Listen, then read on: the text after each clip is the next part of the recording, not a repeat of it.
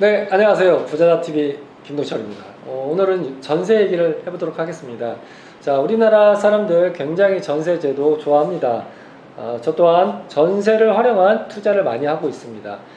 전세 입장으로서 자, 한번 생각을 해볼게요. 내 전 재산인 전세 보증금 이거를 임대인한테 주고 나는 거주합니다.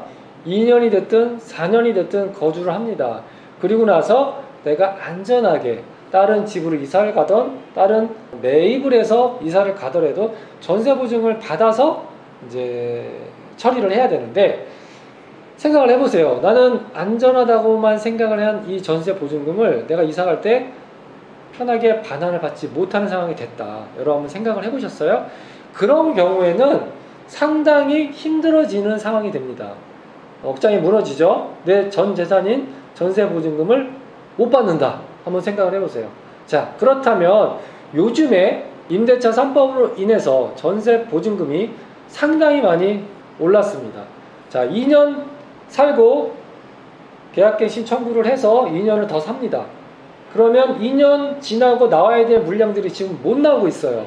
그러면 전세 물량이 적기 때문에 당연히 전세 금액이 지금 어마어마하게 상승을 했습니다. 그래서 새롭게 전세를 얻는 분들이나 아니면 2년 지나고 계약갱신 청구를 하려고 했더니 주인이 내가 들어갈 겁니다. 나가주세요.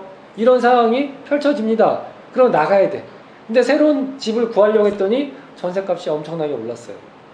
그래서 내가 5억에 살고 있다. 6억, 7억, 8억이 돼버린 거예요. 그러면 어떻게 되죠? 반전세를 얻을 수밖에 없어요. 왜? 내가 2년 만에 2억이라는 돈을 일반인들이 모아서 7억의 전세금을 올려주고 살 수 있을까요? 거의 힘듭니다. 대출을 활용하거나 누구한테 빌리거나 하지 않는 이상은 2억이라는 돈을 2년 동안 모아서 내가 전세금을 올려준다? 쉽지 않습니다. 그러면 어떻게 되느냐? 보통 1억을 기준으로 30만 원의 월세를 감안을 합니다. 그러면 2억을 올려주면 60만 원의 월세가 추가적인 부담으로 생기는 거예요. 내가 5억에 전세를 살고 있었는데 다른 데를 알아보려니까 5억에 60만 원이 돼버린 거예요. 자, 이런 상황들이 너무도 많습니다, 지금. 자, 그러면 일단은 내가 5억이라는 보증금을 활용을 하고 내가 투자를 하지 않은 전세입자 입장에서는 이 5억이 전 재산이에요. 그러면 이 5억이라는 돈을 안전하게 지킬 수 있는 방법은 뭐가 있을까요? 여러분, 기본적으로 할 수 있는 것 뭐죠? 네, 전입신고 그리고 점유를 합니다. 그러면 내가 대항력이 생겨요. 그리고 플러스 확정일자를 받습니다. 그러면 우선 변제권이 생기기 때문에 나중에 배당을 받을 수 있습니다. 그렇게 해서 이제 안전장치를 하고 통상적으로 우리는 살고 있습니다. 보통 거의 80% 이상이 그렇게 삽니다. 근데 요즘에 이 전세 사기가 상당히 좀 많아졌어요. 왜? 전세가 급등하니까 전세를 조금만 싸게 놓아도 사람들 많이 혹하거든요. 그렇기 때문에 전입신고하는 날 다른 담보를 설정하거나 소유권을 바꾼다거나 하면서 대항력이 있는 줄 알고 들어갔는데 나중에 살고 있다 보니까 대항력이 없는 후순위 임차인으로 전락이 된 경우가 있다는 거죠. 그랬을 때 부랴부랴 내가 뭔가 액션을 취하려고 해도 그때는 때가 늦습니다. 그러면 내 피 같은 전세 보증금을 대항력 없는 임차인이기 때문에 날릴 수가 있는 거죠. 이런 전세 사기가 상당히 많습니다. 그리고 지역에 다가구 주택 같은 경우가 그 10채 20채가 이런 경우가 있었는데요. 건물을 짓고 선순위로 대출을 받아서 완공을 띄웁니다. 그래서 준공을 한 이후에 후순위로 전세 보증금을 계속 받습니다. 그러면 결국은 대출을 많이 받았죠. 그리고 보증금을 많이 받았기 때문에 이 소유자는 경매로 이 집을 날려도 전혀 손해볼 거 없고 오히려 이득을 많이 봅니다. 수억 대의 이득을 봅니다. 이런 건물들이 수십 개가 된 거예요. 그래서 몇백억의 차익을 남기는 이런 전세 사기가 요즘에 기승을 부립니다.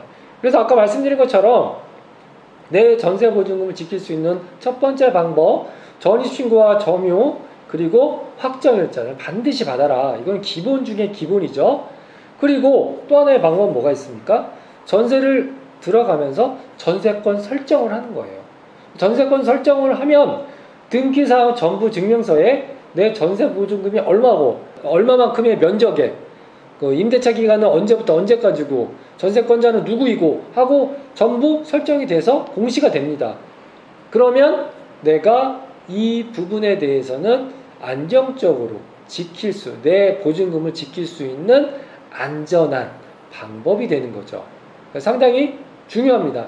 하지만 요즘 같은 전세금 강세일 때는 임대인들이 잘 안 해주겠죠. 왜? 내 등기부에 전세권 설정이 딱 되어 있으면 나중에 혹시라도 지울 때 문제가 생길 수도 있고 이 물건을 팔 때도 제한이 될 수 있기 때문에 잘 안 해주려고 합니다.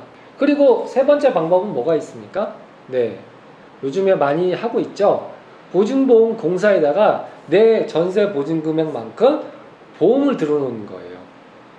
일부 이제 어느 정도 금액은 들어가지만 내 전세 보증금에 비해서는 정말 소액이기 때문에 할 수 있으면 여러분들 다 보험을 들어놓고 나중에 임대인이 반환을 못 해주는 상황이 되거나 그런 여건이 돼버리면 보증금 공사에다가 청구를 해서 내가 임대 보증금을 반환을 받고 나는 이사 갈 수 있는 거예요. 그러면 보증금 공사에서 임대인한테 구상권을 청구해서 받는 그런 구조입니다. 하지만 이제 못 받는 경우도 많기 때문에 지금 보증금 공사도 손실이 많이 있다고 합니다. 자, 그런 부분들 일단은 우리 입장에서는 보증금을 안전하게 지켜야 되잖아요. 예, 그런 부분들 여러분 생각을 하시고 전세를 얻으시기 바랍니다. 자, 오늘 전세에 대한 사기가 굉장히 좀 많아져서 여러분과 함께 간단하게 얘기를 드리고 싶어서 영상을 찍었고요. 앞으로도 좋은 영상에서 많이 자주 만나 뵀으면 좋겠습니다. 자, 구독, 좋아요 눌러주시면 감사드리겠고요. 오늘 영상은 여기까지 하겠습니다. 이상입니다.